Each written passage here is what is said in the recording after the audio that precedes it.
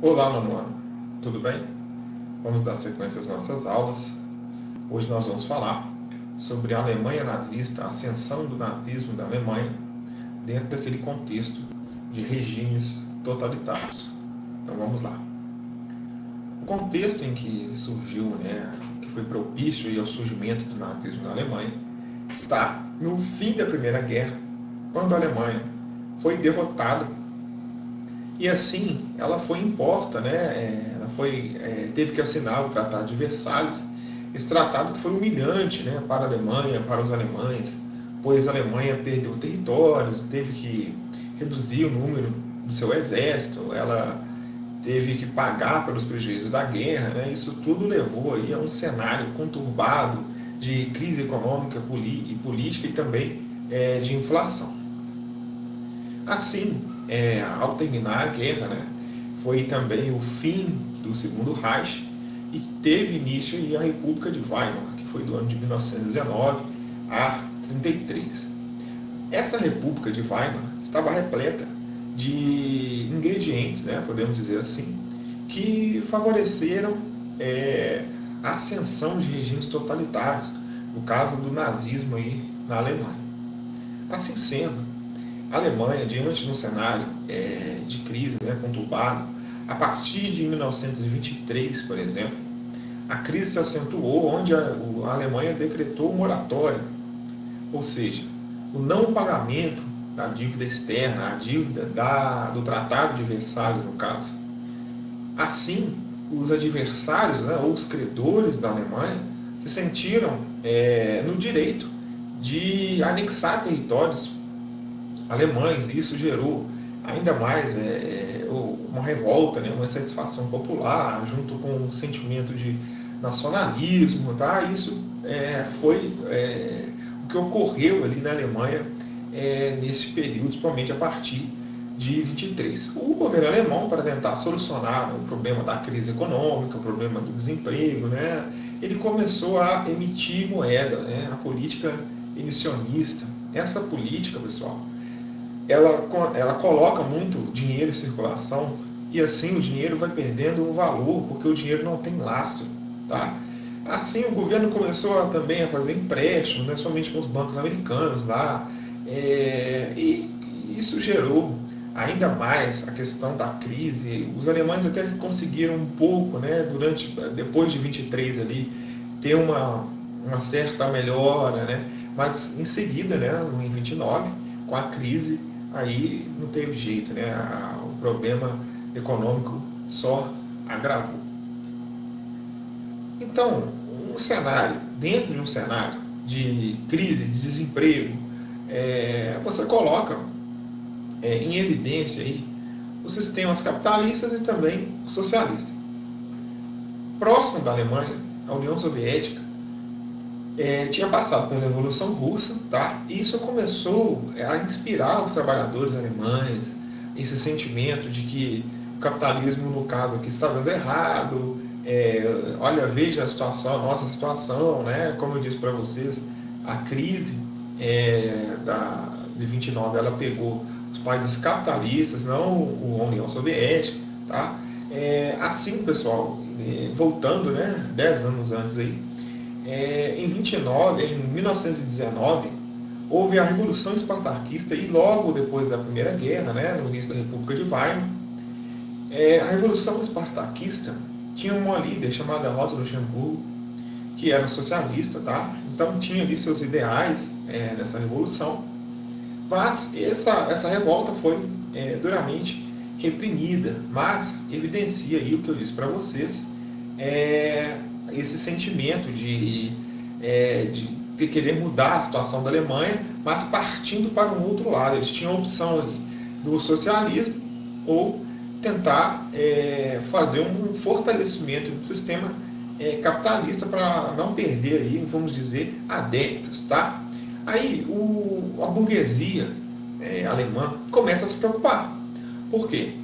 Se explode uma revolução socialista na Alemanha, eles que já são ricos, que são burgueses, eles vão perder suas propriedades, porque o socialismo marxista, ele é claro na questão da propriedade privada. O coração do capitalismo é a propriedade privada, é a diferença, é a situação das classes, né? O coração do capitalismo é essa diferença de classes, né? A hierarquia social, vamos dizer assim, tá? E eles começam a se preocupar, começam então a apoiar partidos ou partido que vai lutar contra as ideias marxistas, tá bom? As ideias comunistas, o socialismo marxista. Aí surge o Partido Nazista, o Partido Nacional Socialista do Trabalhador Alemão. Aí vocês vão se perguntar, né? Mas o partido que vai ter o apoio da burguesia, que vai ser contra as ideias do socialismo marxista, tem o nome de Nacional Socialista do Trabalhador Alemão? Aí que vem, né, uma explicação muito importante para vocês, que esse partido, né, sob a liderança do general Ludendorff e também de Adolf Hitler, né, depois Hitler acaba assumindo o protagonismo, o socialismo para eles, né, o próprio Hitler em uma entrevista em um jornal, ele disse bem claro que o socialismo não era comunismo, não tinha nada a ver com o marxismo. Para o Hitler, os comunistas tinham roubado o termo socialista. Tá? O socialismo não pode, né, não repudia a propriedade privada. E esse segundo Hitler. Já o socialismo de Marx, né, pessoal, a gente sabe muito bem que ele é contra a questão da propriedade privada, ele estabelece ali a luta dos trabalhadores, né, para tomar ali os meios de produção. Então, o Hitler coloca aí claramente que esse socialismo que ele colocou no partido dele, né, no nome do partido dele, quer uma aproximação dos trabalhadores, mas mudando, resignificando ali o significado do socialismo, não o de Marx, mas o socialismo alemão, né, o nacionalista ali, tá bom? Aí vocês podem observar, né, que essa imagem com a suástica, que é o símbolo do nazismo, observem que a suástica, gente, é uma cruz girando, tá? E quando ela gira, né, ela tem as suas pontas achatadas ali. E é importante vocês observarem que nesta imagem mostra claramente a suástica, o símbolo da suástica, né, o nazismo no caso, rompendo com as correntes de Versalhes, né, do Tratado de Versalhes que impôs ali a Alemanha a humilhantes ali, acordos, né, que ela teve que pagar dívidas da guerra, perda de territórios, enfim, nós já falamos sobre isso lá atrás. Nesse contexto, surgem, né, junto com Hitler, né, com essas ideias extremistas aí, de acabar com o socialismo, com o marxismo. Vocês podem observar, pessoal, na leitura, indico, tá, o Mein Kampf de Hitler, você pode encontrar esse livro em PDF ou pode comprar também. A luta dele é muito clara contra o marxismo, contra a esquerda, tá? Então isso é muito importante que se esclareça, né, essa questão aí das ideias do nazismo, mas não era uma ideia simplesmente de direita, era de extrema direita, tá? Não há nada errado de uma pessoa ser de direita, a outra pessoa ser de esquerda. O problema aí está no extremismo, porque o extremismo, o radicalismo, você tende a querer eliminar, a matar, a agredir fisicamente aí o seu adversário, tá? Então você pode colocar Hitler como uma extrema direita, tá? Uma direita radical, tá? E o Stalin, né, a União Soviética, ele como uma esquerda extrema, a extrema esquerda, a esquerda radical. Stalin com Hitler mataram, mandaram pessoas para o campo de concentração, enfim. Então, ambos eram ditadores, autoritários, tá? Então, só que eram extremos. Podemos colocar o Hitler como uma extrema direita contra o marxismo, o comunismo, como ele mesmo disse várias vezes, tá? E o Stalin ali como uma extrema esquerda, tá bom? Começam a surgir, pessoal, nesse contexto, né, do Hitler, a chegada de Hitler aí na política alemã, de querer modificar, de querer reivindicar, né, a situação da Alemanha, né, começam a surgir grupos paramilitares, né, as tropas de assalto, as SAS, que tinham o objetivo ali de conter as ideologias de esquerda e eliminar fisicamente seus opositores. E eles agiam com ataques violentos, as greves e manifestações dos operários, né, que viam ali, né, esse medo desses operários partirem para o lado comunista, tá? Então esses eram grupos extremos, eram milícias, tá? Que agiam ali para tentar eliminar mesmo, de fato, os seus adversários, as pessoas que pensavam diferente deles aí, tá bom? Em 23 ocorre, né, um episódio que ficou conhecido como Putsch de Munique, ou Putsch da cervejaria, tá? Que foi uma tentativa fracassada de golpe de Hitler, tá? E ele acabou sendo condenado à prisão e nessa prisão ele escreveu o Mein Kampf, né, o livro dele, A Minha Luta, que coloca ali as bases do que seria o nazismo, né, que são a supremacia da raça ariana e também o ódio aos judeus, algo que nós vamos falar mais adiante. Então, como que Hitler, né, chegou ao poder na Alemanha? A Alemanha, que nós falamos aqui anteriormente, bem devastada, tanto na questão política e econômica, mas também na questão, vamos dizer assim, do sentimento alemão ali, que se sentia humilhado, né? Nos comícios do Hitler, né? Durante as suas falas, você tinha faixas ali, acorde Alemanha, tá? Então, o Hitler, pessoal, quando ele sai da prisão, né, ele começa a querer mudar a sua estratégia, aquele golpe que ele tentou dar ali, aquela imagem que ele criou, ele tentou mudar, né, se apresentar de uma outra forma, de uma pessoa séria, né, que tinha ali ideias mesmo para mudar a Alemanha, enfim. E ele, né, com o apoio do partido nazista e também dos empresários alemães, aí, a burguesia com medo aí do socialismo, entra aí na política, tá? Soma-se a isso ao contexto da crise de 29, que leva a Alemanha ao desemprego de 6 milhões de pessoas, tá? E em 32 ele participa das eleições, mas foi derrotado pelo general Hindenburg. Só que os deputados nazistas, né, ganharam muita força no parlamento, com cerca de 33% e 38% nas eleições parlamentares. E estes, junto com a burguesia alemã, começam a pressionar, né, o Hindenburg, e ele acaba nomeando Hitler como primeiro-ministro em 1933. Em seguida ocorre um incêndio, um hashtag, né, no parlamento alemão, e eles colocam a culpa nos comunistas, né, aí já para gerar a questão do ódio, da perseguição desses grupos, tá? E o Hitler aproveita dessa brecha, né, meio que para colocar que a Alemanha estava em perigo ali, e ele pressiona ali, ele convence, melhor dizendo, o Hindenburg a assinar o decreto para a proteção do povo e do Estado, né? Então esse decreto, gente, ele suspendia os artigos da Constituição relativos às liberdades individuais. Uma ditadura, né? Ele impõe o seu governo autoritário e ele começa a perseguir quem que ele considerasse ali inimigo, tá?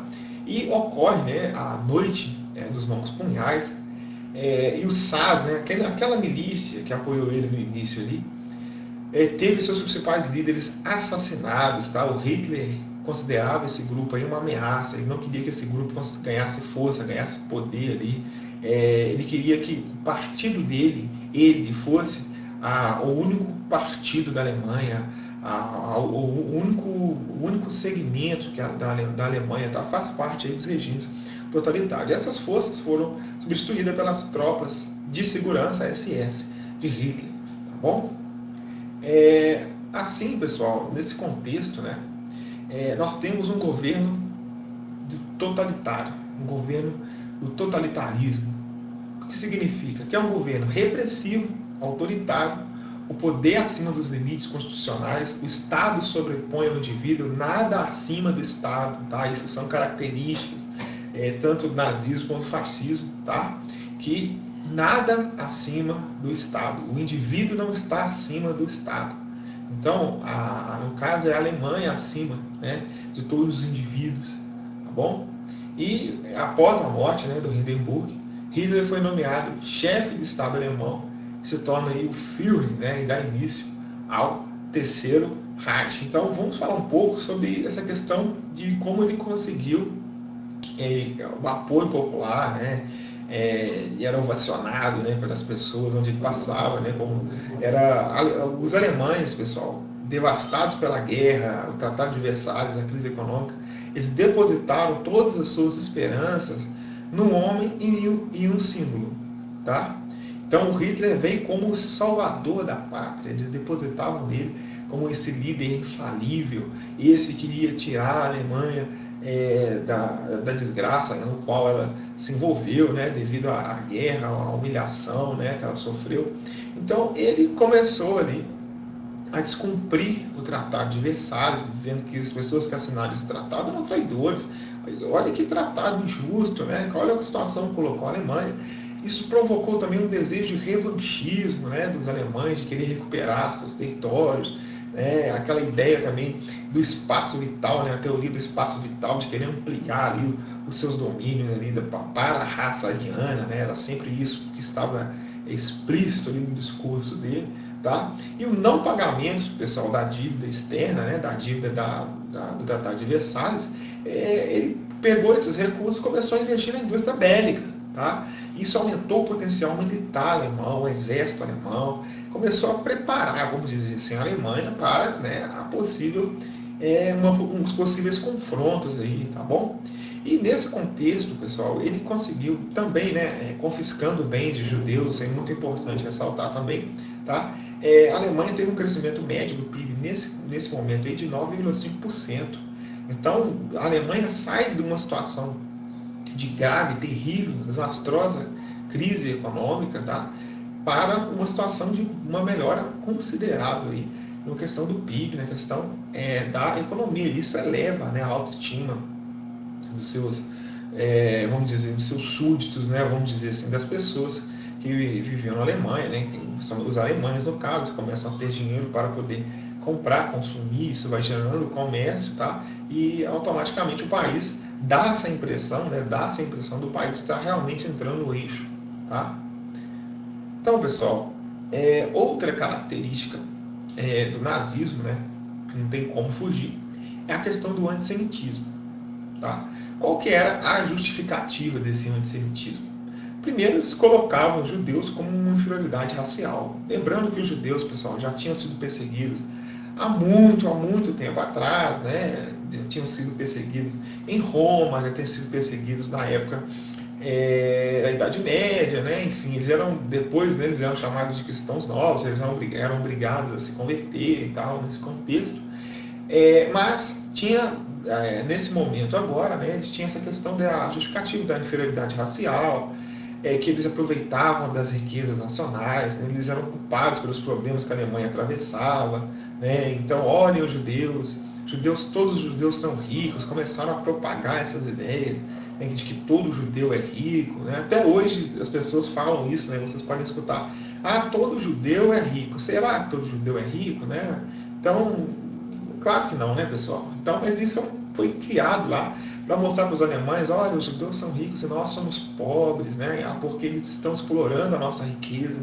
A culpa da Alemanha está assim, a culpa de ter perdido a guerra é dos judeus, né? E eles também são culpados aí pela expansão do comunismo, né? Então, tudo isso para criar um inimigo comum, né? Para a união de todos alemães contra esse inimigo. Você precisa criar um inimigo. Não adianta você simplesmente vir com o discurso de querer mudar o país, nesse contexto autoritário, lógico, né? Mas você precisa criar um inimigo. O povo tem que ter alguém para culpar, para lutar contra, para destilar esse ódio, né? E assim colocar a união, todos, né, em volta de Hitler ali, contra, no caso, os judeus na Alemanha, tá? Em seguida, foram criadas, né, as leis de Nuremberg, né, que proibiu o casamento entre os judeus e os arianos, né, colocando os alemães como superiores e os judeus como inferiores. Eles foram demitidos dos cargos públicos, tá?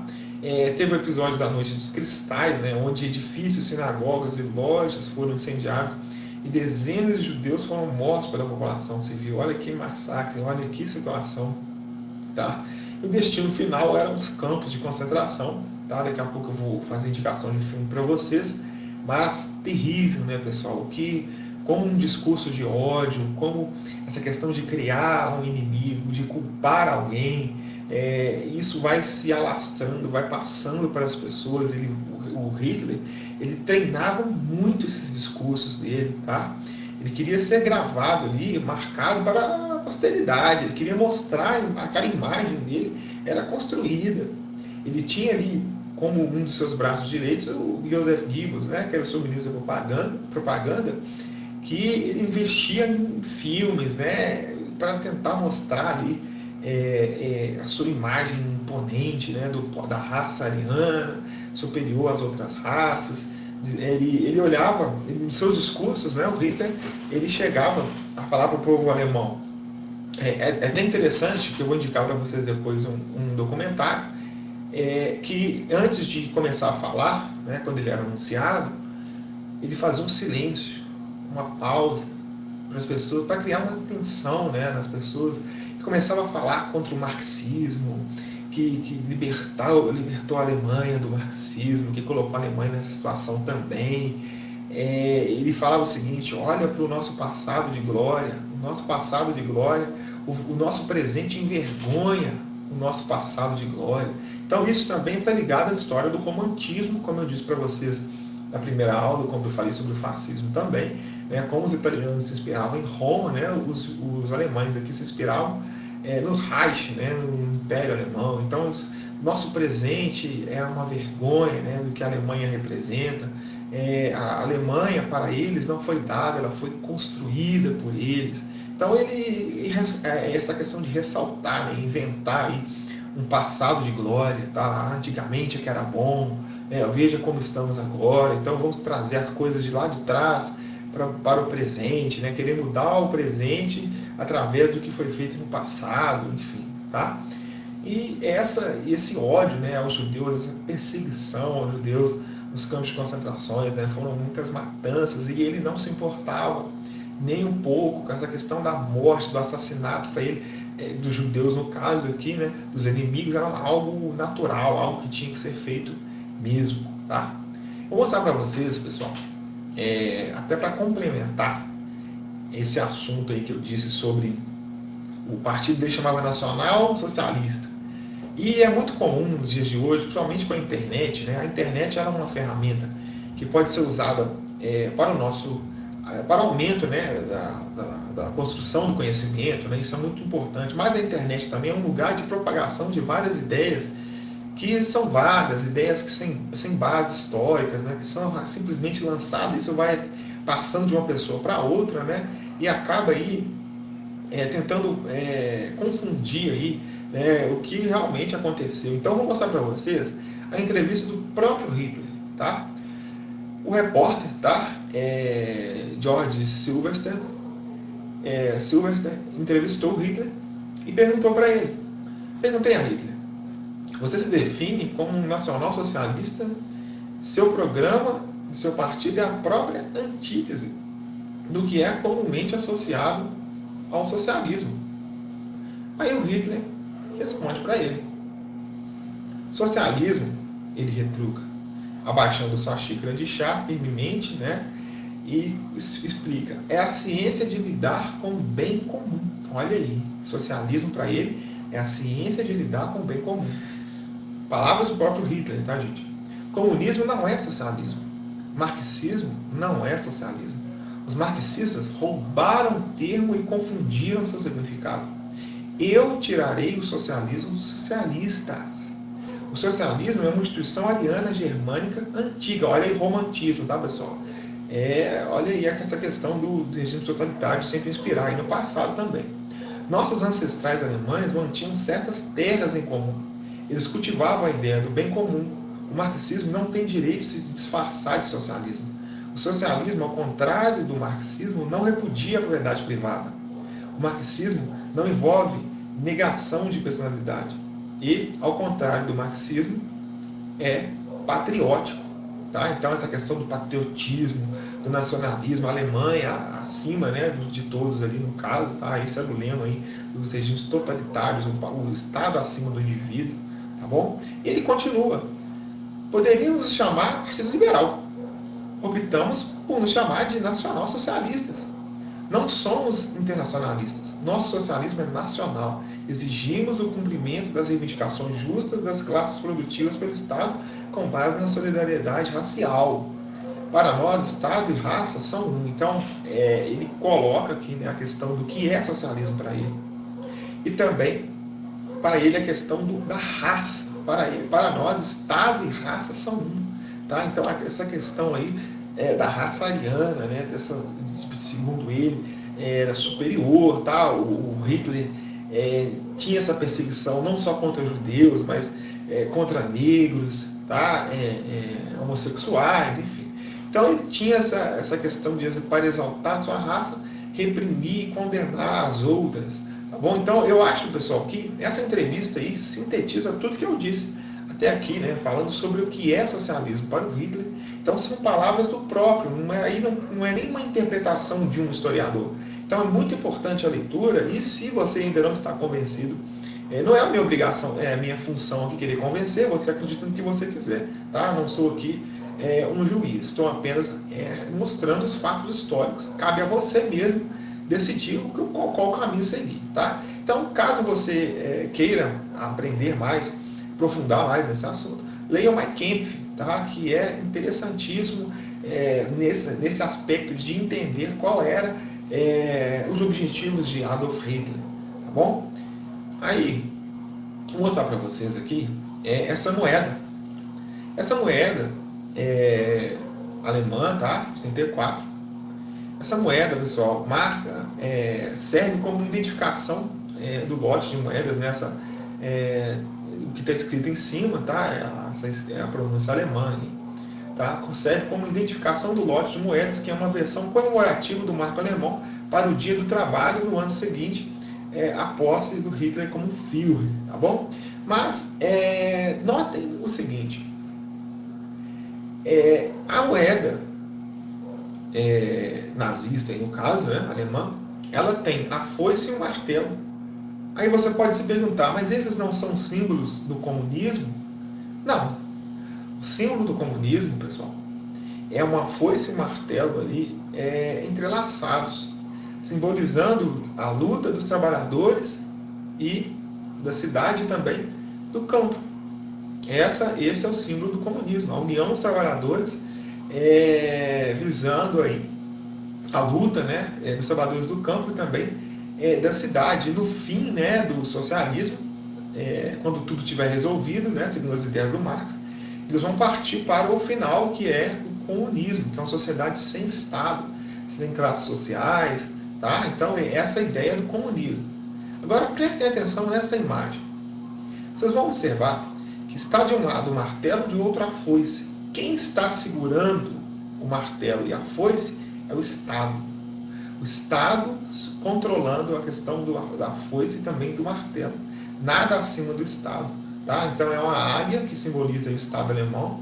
Tá? Embaixo vocês podem observar o símbolo da suástica, o símbolo nazista. Tá? E aí mostrando o Estado controlando a questão dos trabalhadores. Não tem nada a ver com as ideias do Marx, que ele diz que os trabalhadores devem se unir, tá? Então essa união dos trabalhadores do campo também da cidade, tomar as propriedades, né, privadas ali, tomar os meios de produção, resolver o problema das classes sociais e partir para o próximo passo, que seria o comunismo, que é uma sociedade, seria o nirvana ali, né, para Marx, uma sociedade sem Estado, enfim. Tá? Então aqui, olha para vocês verem como está destacado o Estado alemão através desta águia. Tá? Então vocês vão observar aqui na internet, né, como eu disse, olha a moeda, não sei o que. Então é muito importante analisar primeiro para depois não cair em qualquer história, tá bom?